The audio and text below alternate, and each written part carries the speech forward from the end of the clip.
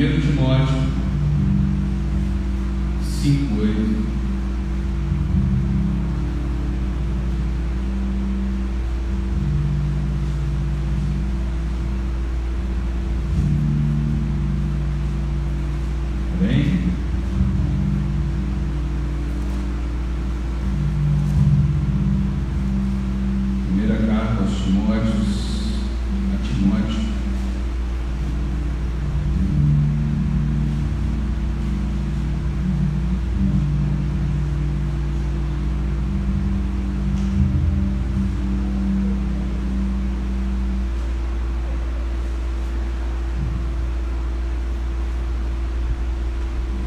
Timóteo 5:8 diz assim: mas, se alguém não cuida dos seus, e principalmente da sua família, negou a fé e é pior do que o incrédulo. É uma palavra forte como o que Deus também falou comigo a respeito de família.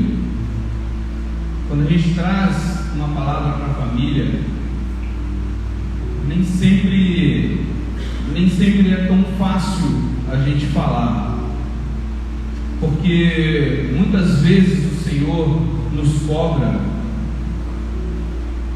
para que a família tenha o amparo do sacerdote, para que nós sejamos bons filhos, para que a gente seja bons maridos exemplares, sacerdote exemplar, sacerdotisa exemplar, mãe exemplar.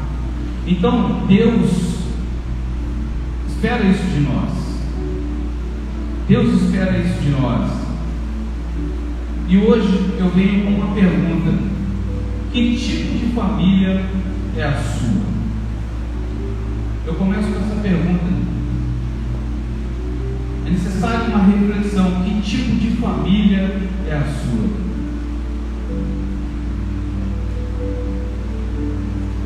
Nós precisamos identificar que tipo de família nós temos. Nós precisamos identificar o que temos feito pela nossa família. Mas para isso, levando em consideração dessa palavra que nós lemos agora em Timóteo, levando em consideração que a nossa família pode ser uma família estruturada, levando em consideração que a nossa família pode ser que todos estejam na casa do Senhor, adorando ao Senhor e glória a Deus. A nossa família pode ser aquela que o marido está de joelho, orando pela esposa para que ela venha para os caminhos do Senhor, ou a esposa está orando para que o marido venha para os caminhos do Senhor, ou que a mãe, o pai está orando pelo filho para que o filho venha para a presença do Senhor. Mas também temos vários exemplos na Bíblia, e eu queria falar desses exemplos hoje, de famílias que devemos seguir e famílias que não devemos seguir. Temos vários exemplos na Bíblia, vários exemplos de famílias que não são exemplos para nós, mas de famílias que são exemplos a ser seguidos.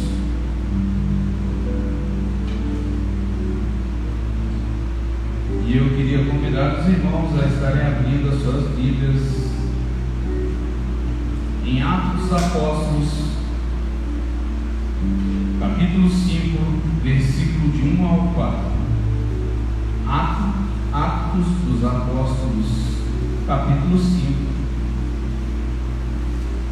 de 1 a 4.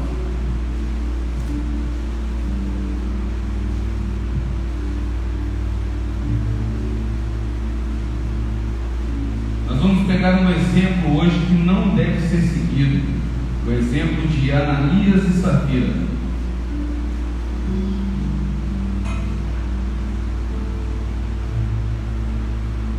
Muitos conhecem a história, muitos já ouviram falar, mas nós vamos ler aqui agora. Atos dos Apóstolos 5, de 1 a 4, diz assim: mas um homem chamado Ananias, casado com uma mulher que se chamava Safira, vendeu um terreno e só entregou uma parte do dinheiro aos apóstolos, ficando com o resto. E Safira sabia disso. Então Pedro disse a Ananias: por que deixou Satanás dominar o seu coração? Por que mentiu para o Espírito Santo? Por que você ficou com uma parte do dinheiro que recebeu pela venda daquele terreno? Versículo 4: antes de você vendê-lo, ele era seu, e depois de vender, o dinheiro também era seu. Então por que resolveu fazer isso?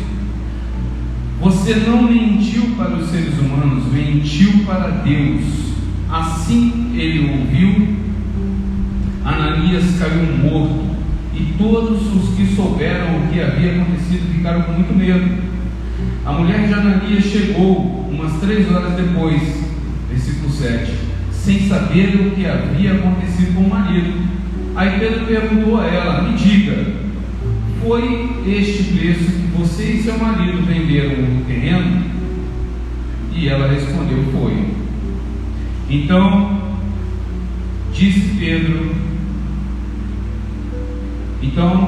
Pedro disse: porque você e seu marido resolveram pôr à prova o Espírito do Senhor. Os moços acabaram de sepultar o seu marido, que já está lá na porta, e agora vão levar você também. Versículo 10: no mesmo instante ela caiu morta aos pés de Pedro. Os moços entraram e, vendo o que ela estava morta, levaram o corpo dela e o sepultaram ao lado do marido. Foi isso que aconteceu com Ananias e Safira. Um casal que mentiu para Pedro, um casal que mentiu para o apóstolo, sem motivo nenhum. Sem motivo nenhum. O que nós não podemos ter no nosso meio, o que nós não podemos ter no meio da nossa família é a mentira. A mentira, ela é a raiz de maldade. A mentira, ela está no princípio. Quando enganou ela, a mentira, ela vem para desestruturar tudo o que Jesus quer ensinar. Jesus é a verdade. E quando a gente vê que o inimigo lança esse tipo de coisa contra os seres humanos, todas as coisas que o inimigo faz são para destruir os seres humanos. Tudo que o inimigo faz é contrário ao que Deus tem ensinado para nós. Se Deus fala: vá por este caminho, este é o caminho da verdade, o inimigo fala: não, pega esse atalho, você vai chegar mais rápido, ou você vai se cansar menos. Bom, tomando isso como base de Ananias e Safira, um exemplo que nós não devemos seguir, nós temos a consciência de entender que a mentira destrói a família. A mentira destrói o homem. A mentira, ela leva o homem a falar mais mentira. Uma mentira puxa a outra. Você fala uma coisa e o inimigo vai passar. Agora você vai ter que continuar com a mentira. Agora você vai ter que sustentar essa mentira até você ser envergonhado. É isso que o inimigo faz. Quando a gente peca, quando a gente comete algum erro, o inimigo, ele te induz ao erro e depois ele te acusa. Nós nos chamamos o inimigo, o nosso inimigo, de o acusador. É justamente por isso. Ele nos induz a pegar um atalho onde Jesus falou: vá por este caminho, que este é o caminho certo, é o caminho da cruz, vá por este caminho. Mas aí nós nos sentimos tentados, seduzidos, da mesma forma que Eva foi, da mesma forma que o homem no Éden foi tentado.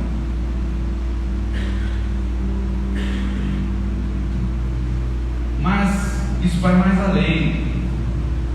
A mentira que eu estou falando, a mentira que não pode acontecer, trazendo para os dias de hoje,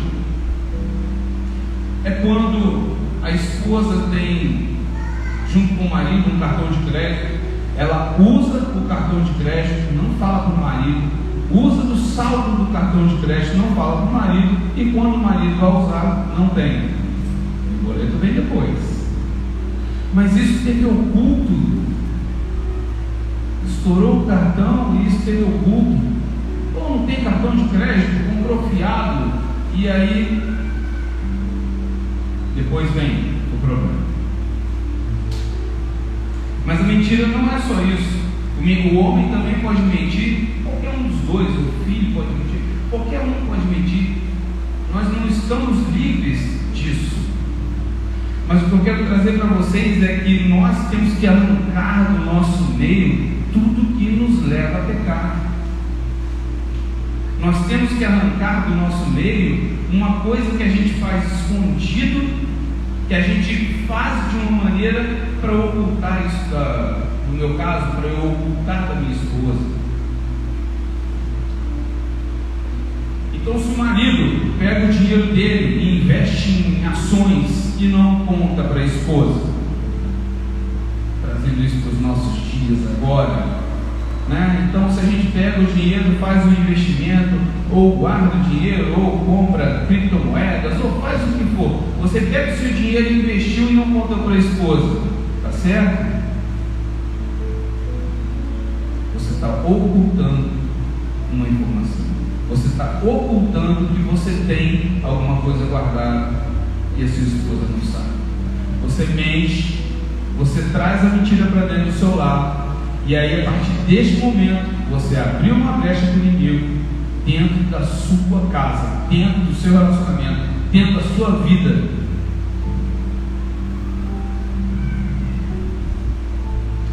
É mais importante que a gente possa ser transparente dentro dos nossos relacionamentos. Tudo que a gente venha fazer tem que ter transparência. É o importante, é o mais importante. A gente tem que ser transparente. Marido tem que ser transparente com a esposa tem que ser transparente com o marido.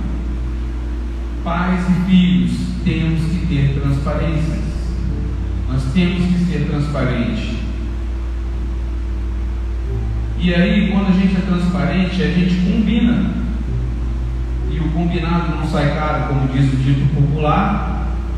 Então, se nós combinamos, nós temos que cumprir. Amém? Falando de exemplos, vamos então para um segundo exemplo. Vamos abrir nossas Bíblias em Números 16, 1.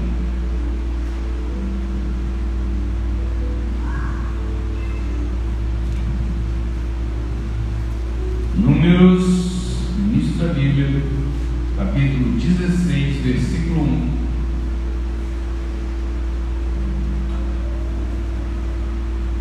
Onde conta a história de Coré, em algumas versões. Na minha versão eu anotei a versão Corá, Datã e Abirão.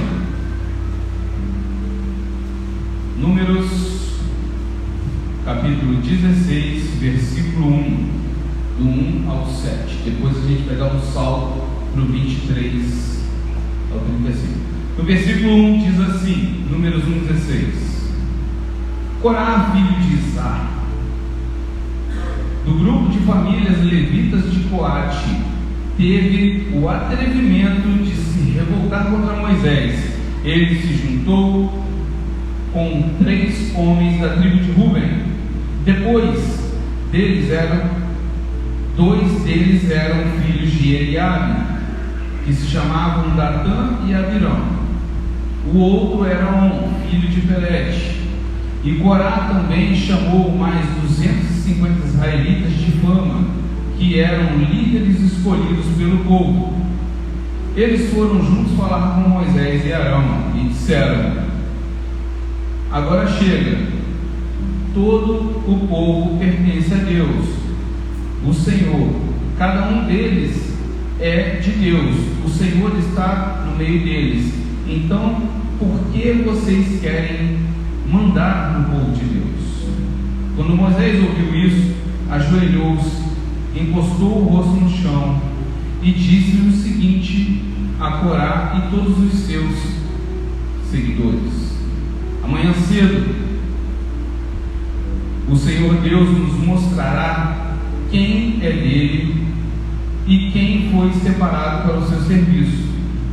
Deus fará com que chegue até o seu altar aquele a quem ele escolheu. Versículo 6: amanhã cedo vocês e os seus seguidores pegarão os queimadores de incenso, colocarão brasas e incenso neles e os levarão para o altar. Então veremos qual de nós o Senhor escolheu. E agora chega os levitas.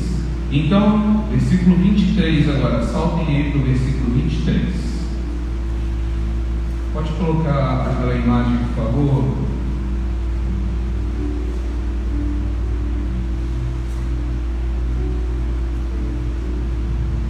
Versículo 23, Números 16, 23.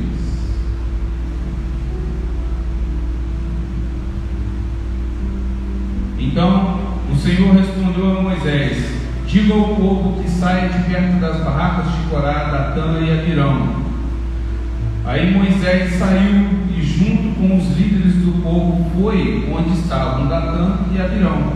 E Moisés, no versículo 26, e Moisés disse ao povo: afastem-se das barracas desses homens maus e não toquem em nada que seja deles. Se não, vocês também serão destruídos por causa dos pecados deles. Versículo 27. Aí o povo afastou-se das barracas de Corá, Datã e Abirão. Datã e Abirão saíram e ficaram na entrada da sua barraca com suas mulheres e filhos. Então Moisés disse ao povo: eu vou dizer como vocês vão ficar sabendo que não fui eu quem resolveu fazer tudo isso. Fiz todas essas coisas porque o Senhor mandou. Versículo 29. Se estes homens tiverem morte natural como todos os outros, nenhum castigo de Deus, então o Senhor não me enviou. Então o Senhor não me enviou. No versículo 30.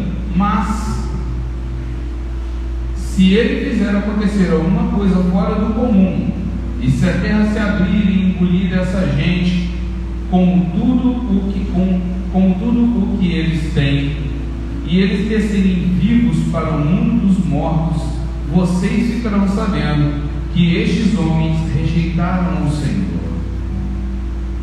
No versículo 31, e aconteceu que assim Moisés acabou de falar, a terra se abriu debaixo deles e os engoliu com as suas famílias, junto com todos os seguidores de Corá e tudo o que eles tinham. Versículo 33, assim desceram vivos para o mundo dos mortos, eles e tudo que possuíam, a terra os cobriu e eles desapareceram. Versículo 34, ao ouvirem os gritos deles, todos os israelitas que estavam ali saíram correndo e gritando: a terra vai engolir a gente também. Então o Senhor enviou fogo e matou os 250 homens que haviam oferecido incenso. E essa foi o que aconteceu. A terra se abriu, engoliu o povo que se rebelou.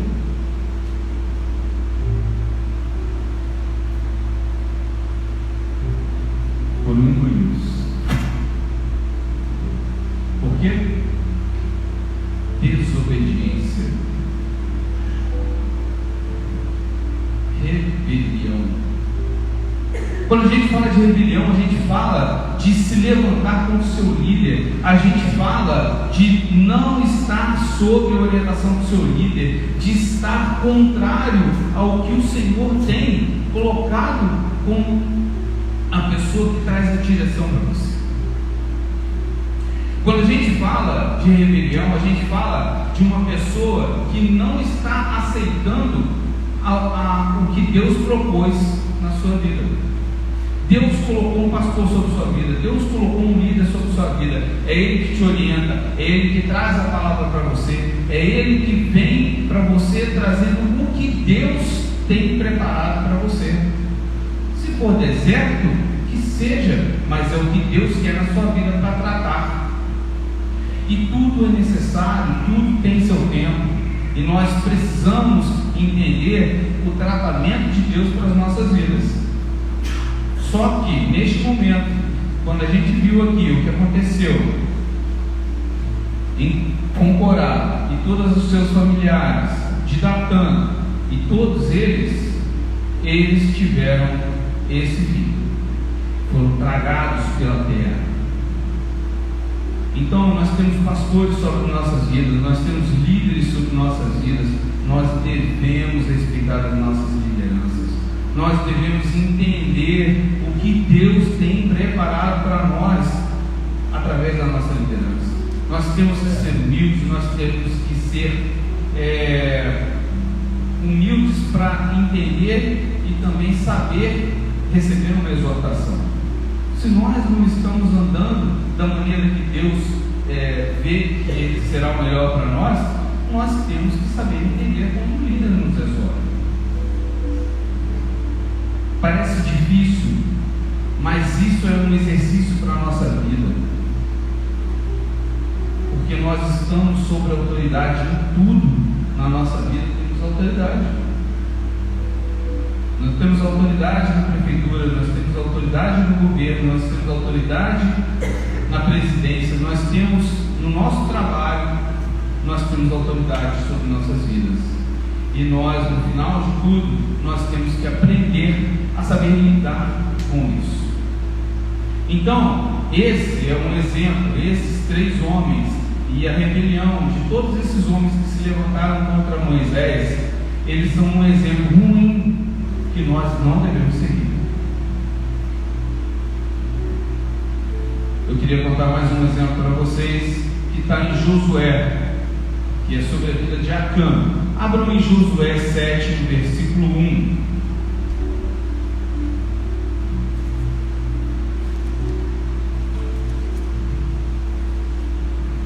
Antigo Testamento, Josué, capítulo 7, versículo 1.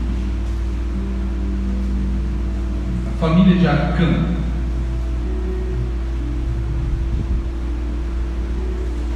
Amém? Todos acharam? Josué capítulo 7.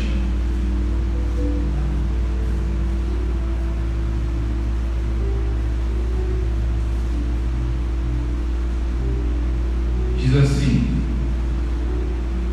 versículo 1: Deus havia ordenado ao povo de Israel que ninguém guardasse nada do que era para ser destruído, mas a ordem foi desobedecida.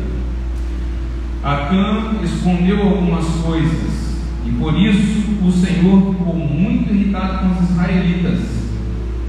Acã era filho de Carmi, descendente de Zadi e descendente de Zera, da tribo de Judá.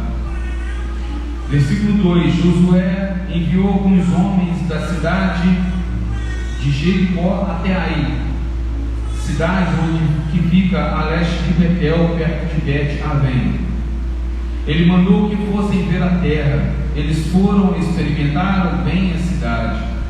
E aí agora eu quero que vocês saltem para o versículo 10. No versículo 10 diz assim: O Senhor Deus respondeu a Josué: Levante-se, porque o que está aí deste jeito, com a cara no chão? Por que você está aí com a cara no chão? Foi o que aconteceu. No versículo 11: O povo de Israel pecou, eles quebraram a aliança que haviam comigo, a aliança que eu mandei que guardassem, ficaram com algumas coisas que eu mandei que fossem destruídas.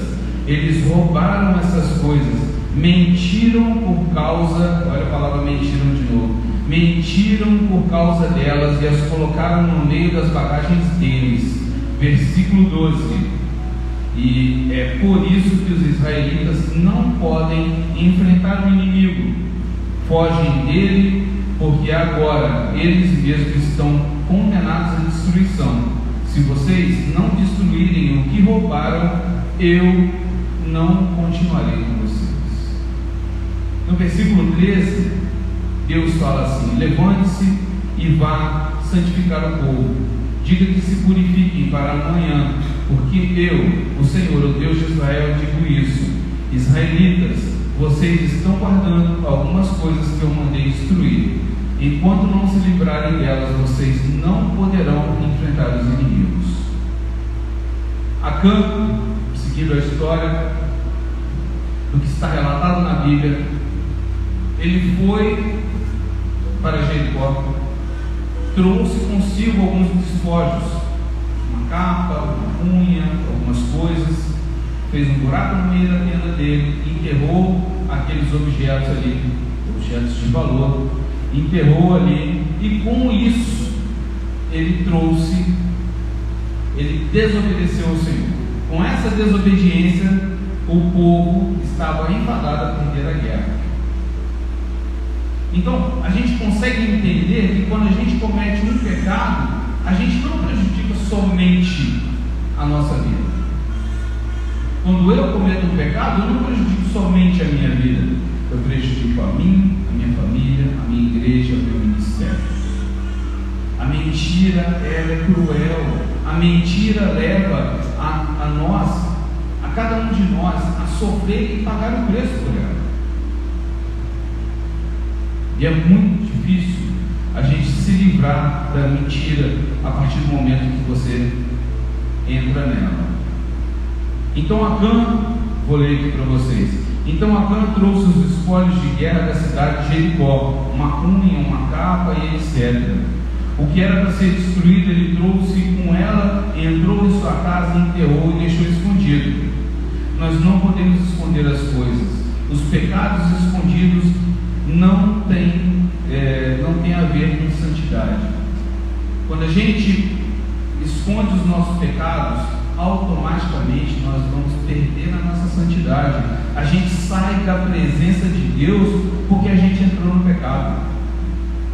A partir do momento que a gente entra na mentira, a gente sai da presença do Senhor e passa a ficar ou em cima do muro, que o muro é do diabo, né? Como a gente já viu as histórias em outras pregações.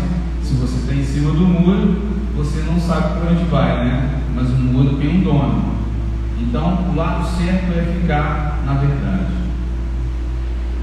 Mas aí, conforme a mentira de Acã,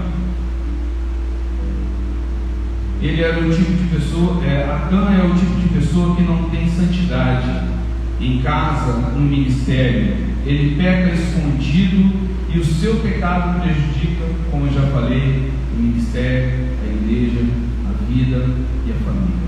Ele traz todas as dificuldades para a sua família. Todas as dificuldades que a família vai enfrentar estão exatamente sendo causadas por causa de um ato do homem. Um ato de mentira, um ato de desobedecer ao Senhor. Uma coisa que Deus ordenou que fosse feita. Então, o que a gente tem que manter? A gente tem que manter os nossos pecados expostos, né? A gente tem que chegar e confessar os nossos pecados, chegar no nosso líder e falar assim: eu pequei.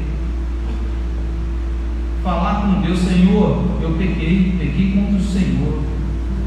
Eu preciso renovar os meus votos com o Senhor. Eu preciso largar esse pecado e ter uma vida santa para ficar na tua presença. Eu não quero conduzir a minha família para o pecado. Eu não quero levar a minha família para a perdição por causa de um pecado que eu cometi. Então, Senhor, eu quero confessar o meu pecado. E assim a gente tem que confessar os nossos pecados para os nossos líderes, para a nossa liderança, para o nosso pastor, para que a gente possa realmente ter uma vida de santidade. Vamos para mais um exemplo que a gente não deve seguir. Um péssimo sacerdote, Eli. Vamos abrir as nossas Bíblias em Samuel 2,12. E esse vai ser o nosso último mau exemplo aqui agora, dentre outros que tem na Bíblia, mas esse é o que a gente vai falar, e depois nós vamos falar de bons exemplos que nós devemos seguir. 1 Samuel 2, capítulo 2, versículo 12.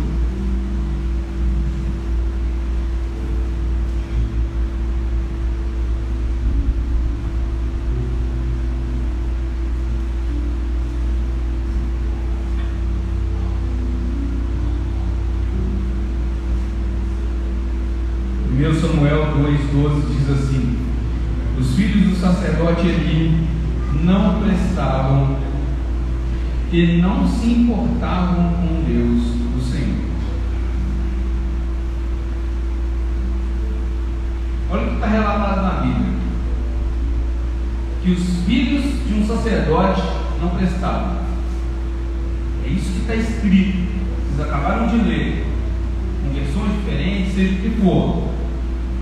Filhos do sacerdote não prestavam. Aí onde vem o sacerdote tem que atuar. Se eu tenho um filho que não está na presença do Senhor, se eu tenho um filho que está fazendo uma coisa que contraria o que Deus quer que seja feito, qual é a minha função de pai? Qual é a minha função de sacerdote? Qual é a nossa função de sacerdote? O que nós temos que fazer? Nós temos que fazer como ele não fazia nada. Ele deixava acontecer. Ele deixava os filhos fazerem o que queriam. A nossa função como pai, a nossa função como sacerdote é trazer os filhos para a correção, é corrigir, orientar, educar, ensinar, dar um bom testemunho. E aí nós vemos um exemplo de um mau sacerdote que não sabia conduzir os filhos, que não sabia tirar os filhos do caminho do mal, ou pelo menos orientar, ou pelo menos exortar, que nem isso ele fazia. É um péssimo exemplo para nós. É um péssimo exemplo que nós não devemos seguir. Então, nós não podemos ver os nossos filhos errando, andando com más companhias, usando o que não deve, vendo o que não deve na internet. Nós não devemos permitir que essas coisas aconteçam. Trazendo isso para os nossos dias atuais, os nossos filhos têm acesso à internet e nós temos que nos preocupar com o que os nossos filhos veem. Não só os nossos filhos, como nós também, nós temos que monitorar o que nós estamos vendo. Nós temos que saber filtrar as coisas que acontecem, as coisas que estão entrando para a nossa mente e coisas que não provêm de Deus, e coisas que podem nos desviar dos caminhos do Senhor, ou que podem nos levar ao pecado. Porque o pecado não vem de uma forma monstruosa e que você cai num abismo como eles caíram. Não. O pecado vem de uma forma singela, com o famoso não tem nada a ver, Deus não vai, isso não tem problema para Deus. Às vezes o homem acha que Deus é cego, surdo, mudo, e que Deus não vai falar, e que Deus não vai agir, e que Deus não está vendo. Parece que um ser humano não vê que Deus está vivo.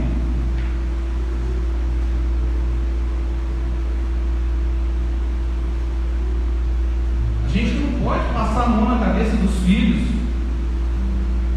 Tem um exemplo que está escrito aqui, de família que a gente não deve seguir. Às vezes o pai, a mãe deixa o filho ficar correndo na igreja, atrapalhando, tirando a atenção do culto, ou às vezes nós mesmos tiramos a atenção do culto. Nós não podemos permitir que isso aconteça. Nós não podemos seguir este mau exemplo. Nós não podemos ter uma vida fora da santidade de Deus, gente. Esse mau exemplo a gente não pode ter nas nossas vidas. Mas eu queria trazer para vocês alguns exemplos que nós devemos seguir. Eu queria trazer para vocês o exemplo de Jó. E aí queria convidar vocês a abrir as suas Bíblias em Jó, no capítulo 1, no versículo 5. Livro de Jó.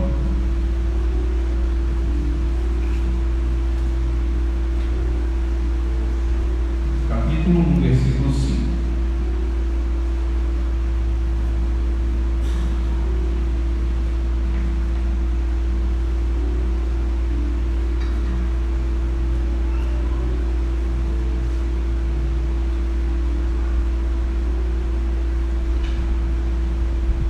E diz assim: quando terminava, Jó 1:5, quando terminava uma rodada de banquetes, Jó se levantava de madrugada e oferecia sacrifícios em favor de cada um de seus filhos, para purificá-los. Jó sempre fazia isso, porque pensava que um dos seus filhos poderia ter pecado, ofendendo a Deus em pensamento. Jó, um exemplo, um excelente exemplo a ser seguido. Nós, como pais, temos que interceder pelos nossos filhos. Nós, como filhos, devemos ser obedientes aos nossos pais. Então, agora, trazendo para as nossas vidas, tá? Não estamos falando de pai, não estamos falando de filhos, estamos falando de nós. Nós temos que ser exemplares para os nossos pais. Nós temos que honrar os nossos pais. Se o nosso pai chega para a gente e fala uma coisa, se a nossa mãe chega para a gente e dá uma orientação, nós temos que honrar. Se o nosso pai espiritual, agora falando para a liderança, se o meu pai espiritual chega para mim e me dá uma orientação, eu tenho que honrar.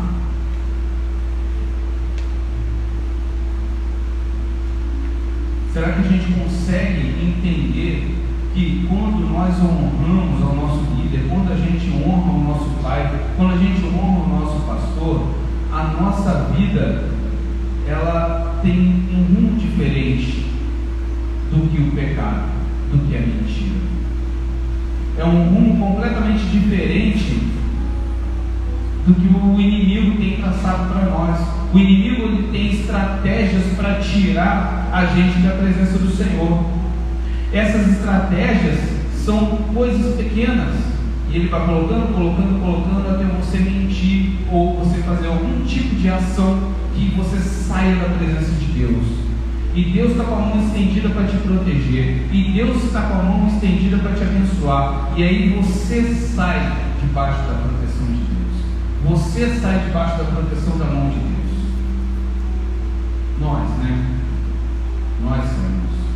Então, quando a gente sai da proteção de Deus, a gente deixa essa brecha para o inimigo. É essa brecha que o inimigo precisa para entrar e fazer o que ele bem entende. E aí ele vai colocando uma e outra cilada, uma e outra cilada, uma e outra cilada. E aí é uma atrás da outra. Deixa eu contar para vocês o que aconteceu. Alguns já sabem da história do que aconteceu na minha vida. Durante um tempo, eu tentei voltar para os caminhos do Senhor.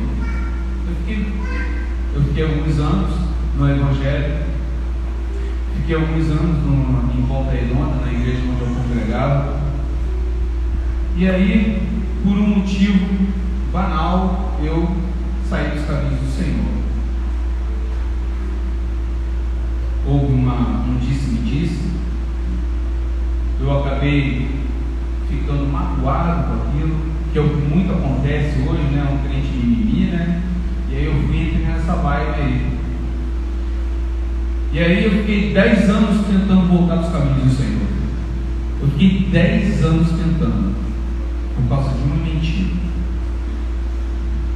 por causa de uma ofensa, de uma coisa, de uma mentira que surgiu, que eu não tinha cometido, eu desviei e eu não tinha nada.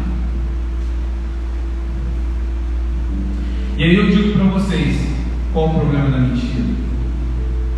A mentira, às vezes, pode não desviar a mim, mas eu posso proporcionar que outra pessoa seja ofendida, magoada e saia dos caminhos do Senhor, como aconteceu comigo. Parecia aquela teoria da conspiração. Eu estava passando por uma calçada, eu ia encontrar um irmão, eu ia dar a paz do Senhor, o irmão Aí eu falava: rapaz, ele não quer nem me dar a paz do Senhor. Ele mudou de calçada para não falar comigo. Parecia teoria da conspiração. O que isso contribuía? O que o inimigo fazia?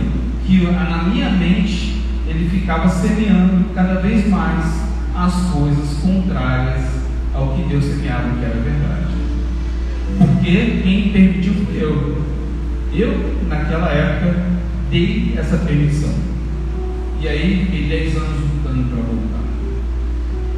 Então, assim, são 10 anos sofrendo, são 10 anos onde você fica na mão do inimigo, onde tudo pode acontecer. Tudo que você possa imaginar acontece com um desviado. Então, por que a nossa preocupação com os nossos filhos? Por que a nossa preocupação com os nossos liderados? Por que o pastor se preocupa tanto com cada vida? Por que o pastor se preocupa tanto com cada alma? Por que nós temos essa preocupação com cada um de nós? Por que nós temos que nos preocupar com o nosso próximo? Irmãos, a queda não é do homem, a queda é de Satanás. O inferno foi feito para ele, não para nós.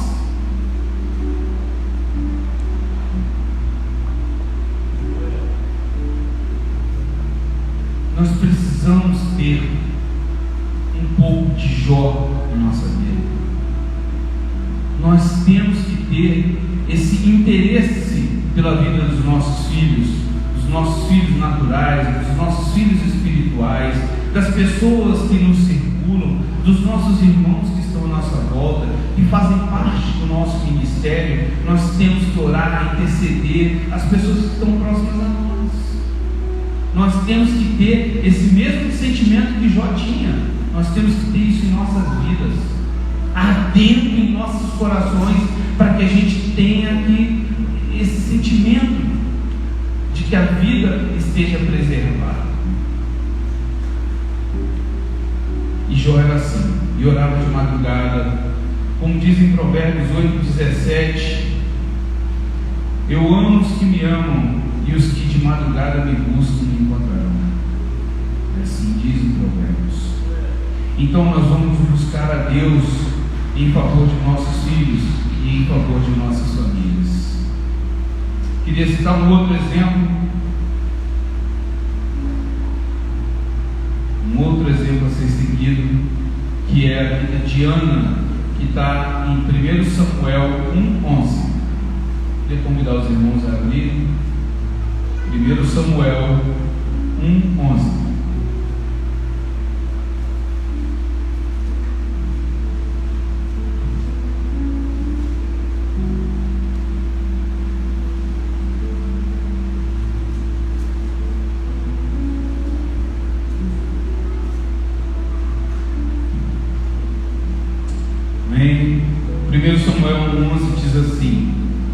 E fez esta promessa solene: ó Senhor Todo-Poderoso, olha para mim, tua serva, disse Ana, vê a minha aflição e lembra de mim. Não esqueças da tua serva. Se tu me deres um filho, prometo que o dedicarei a ti por toda a vida, que nunca ele cortará o cabelo. Se a gente for ler a história de Ana lá em Samuel, a gente vê que Ana era estéril. Elcana, seu marido, tinha outra esposa que se chamava Penina. Penina tinha filhos, porém Ana era estéril. E aí Penina acabava não sendo muito boa com Ana. Ana sofria um pouco por causa disso, sofria muito, ao ponto de ir e ficar orando ao Senhor, buscando ao Senhor, indo no tabernáculo, buscando ao Senhor: Senhor, me abençoe com um filho. Aí chegou o ponto de ela pedir ao Senhor e dizer que ela ofereceria o filho dela quando nascesse. para que ficasse nos caminhos do Senhor. Então, Eucana, seu marido, vendo todo o sofrimento da sua esposa, ele, cada vez que ele ia fazer uma oferta pelos filhos e pela esposa, ele fazia oferta para Penina e para os filhos, e fazia para Ana. Só que para Ana ele fazia em dobro, porque ele a amava. Esse sentimento de marido que nós maridos temos que ter com nossa esposa, o sentimento de fazer o melhor para as nossas esposas. Nossas esposas são bênçãos em nossas vidas. Esposas, cada esposa tem que tratar o seu marido de uma forma que ele seja um rei dentro do lar. A gente tem esses ensinamentos na Bíblia. A gente tem esses ensinamentos para a nossa vida, de ser tratado como um rei e de tratarmos nossas esposas como rainhas, com o devido merecimento que cada esposa deve ter. Eu glorifico a Deus por cada casal que cuida, do marido que cuida da sua esposa, do esposo que cuida do seu marido, do esposo que cuida da sua esposa. Então, levando isso para os nossos filhos, nós temos que cuidar dos nossos filhos, zelar por nossa família. Nós temos que estar atentos. Nós não podemos deixar que eles se interessem pelas coisas do mundo. Os nossos filhos não podem ter mais interesse nas coisas do mundo do que nas coisas do Senhor. E aí, voltando ao exemplo de Ana, o que Ana fez? Ela fez a promessa, foi abençoada por Deus. Ela levou o seu filho, levou Samuel e deixou ele nas mãos do Senhor para ser cuidado pelo Senhor. E assim aconteceu com Ana. Ana levou Samuel e Samuel foi entregue aos cuidados do Senhor. E assim nós temos que deixar os nossos filhos no caminho do Senhor. Nós temos que trazer os nossos filhos e cuidar do que os nossos filhos estão fazendo no caminho do Senhor. Nós temos que trazer os nossos filhos para a igreja. Nós temos que deixar os nossos filhos orientados por ministérios, sendo cuidados por líderes, para que as vidas dos nossos filhos tenham um caminho em rumo à perfeição. Eu queria citar mais um exemplo de família, que é o exemplo de Josué. Então abram aí as nossas Bíblias em Josué 24:14. Josué capítulo 24. E Josué tem uma frase muito famosa, enquanto vocês vão abrindo, que diz: eu e minha casa serviremos ao Senhor.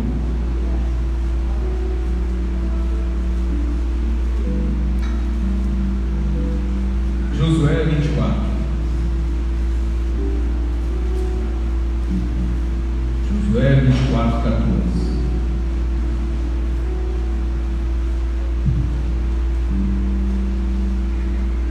Um exemplo a ser seguido na vida de Josué.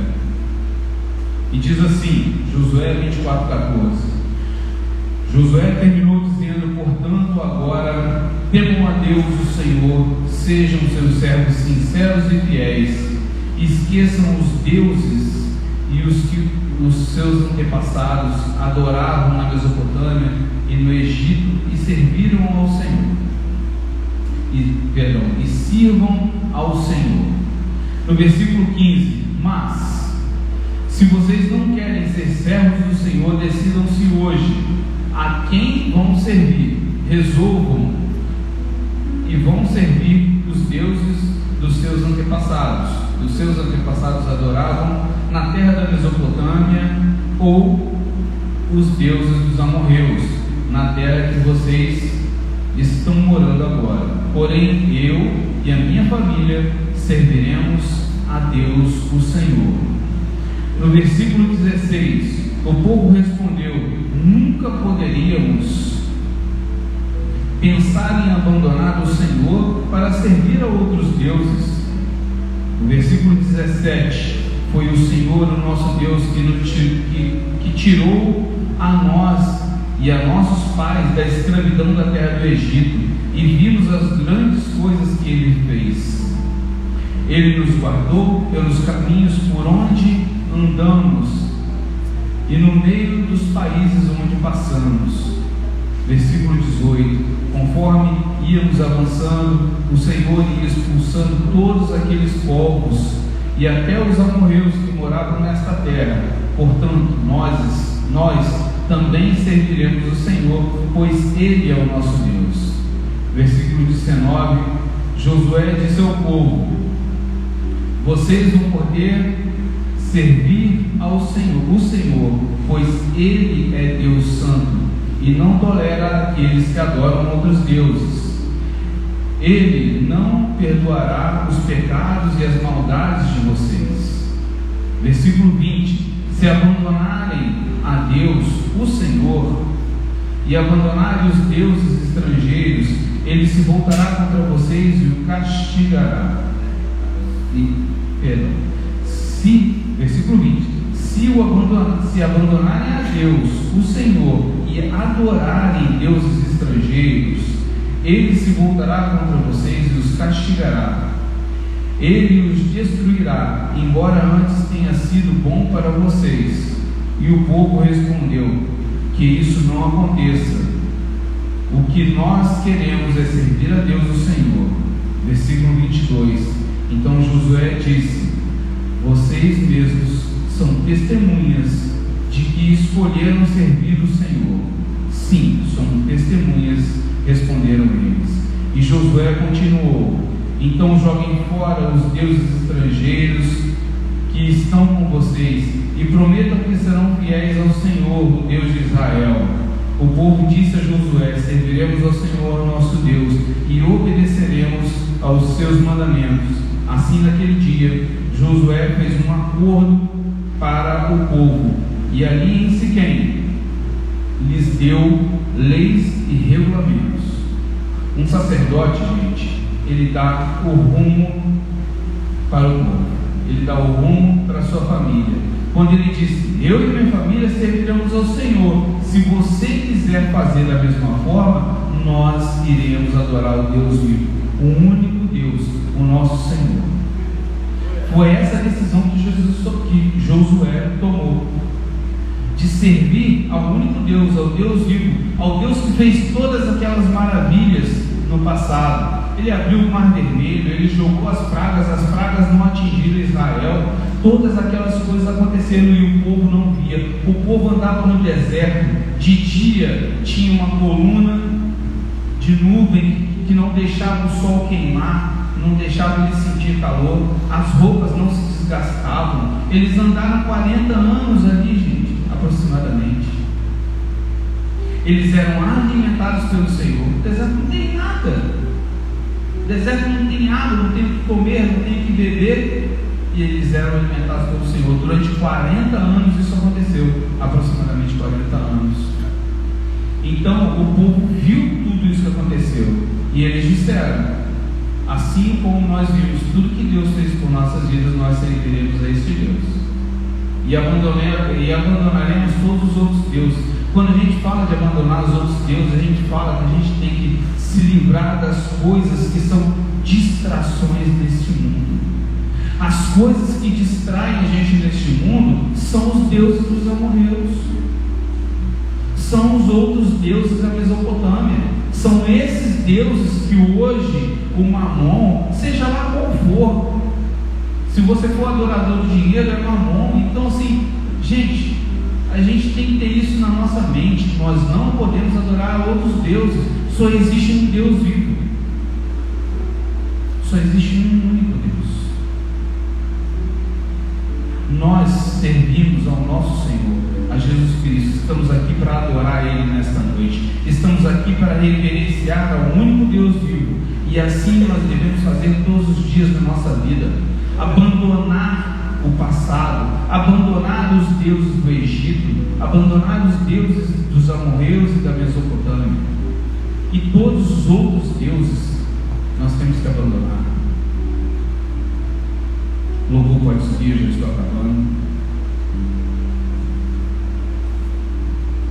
Então, levando tudo em consideração o que aconteceu na vida dos filhos e na família de Josué, nós devemos fazer oração nos lares, nós devemos ter os nossos lares na presença do Senhor. De que maneira nós podemos abandonar as coisas do mundo? Trazendo Deus para dentro dos nossos lares. A gente tem que entender que trazendo Deus para a nossa presença, trazendo Deus para dentro dos nossos lares, nós devemos participar ativamente dos GCs. GC é bênção. GC é bênção. É ali onde a gente aprende a palavra de Deus, é ali onde a gente tem uma intimidade maior com o nosso grupo, onde a gente pode passar por experiências novas. A cada dia tem uma lição diferente, cada dia tem um ensino diferente, cada dia Deus fala de uma forma diferente. Então nós devemos realmente valorizar todas as atividades da igreja. De que maneira? Participando dos congressos. De que maneira nós podemos participar ativamente? A nossa família, os nossos filhos, os nossos liderados e juntamente com os nossos líderes. De que maneira? Participando de congressos, treinamentos, retiro, encontro com Deus, reencontro, todas as atividades que a igreja desenvolve para que a gente tenha uma vida ativa com Deus. Deus prepara tudo isso para nós.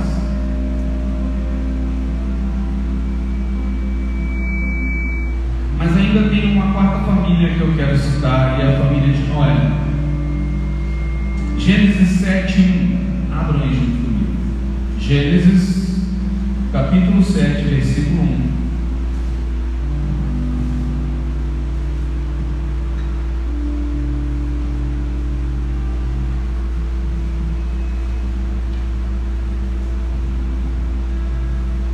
Amém? E diz assim, Gênesis capítulo 7, versículo 1. Depois o Senhor Deus disse a Noé: entra na arca, você e toda a sua família, pois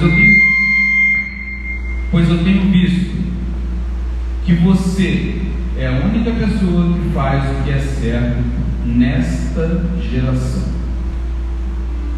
É muito sério, né? Deus olhava para a terra e não via homens justos. Deus olhava para a terra e não via nada nos seres humanos que prestavam, a não ser Noé. A família de Noé foi salva por causa de Noé. Mas eles trabalhavam juntos. Eles eram família, eles estavam caminhando juntos. Mas é muito forte o que Deus falou com Noé. É muito forte. Ele não via homem justo na terra. Uma humanidade toda.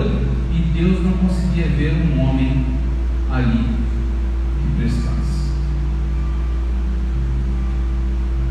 Então nós temos que envolver os nossos filhos, a nossa família, nos projetos.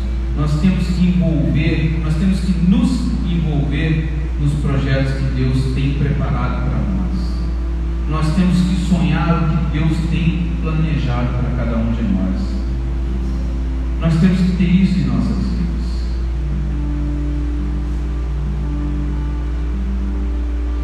Vai chegar um momento em que todos nós iremos para a glória.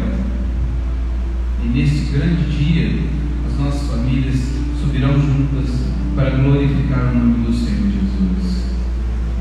Nós iremos como igreja gloriosa. Nós iremos para adorar e cantar santo, santo, santo é o Senhor dos Exércitos. É isso que nós queremos para as nossas vidas. É isso que nós temos que ter de desejo para as nossas famílias. que as nossas famílias venham a cada dia mais adorar ao Senhor e buscar estar na presença do Senhor para aquele glorioso dia de estarmos na presença do Senhor. É o meu desejo, eu, Diógenes, que cada um de nós possamos fazer a nossa parte.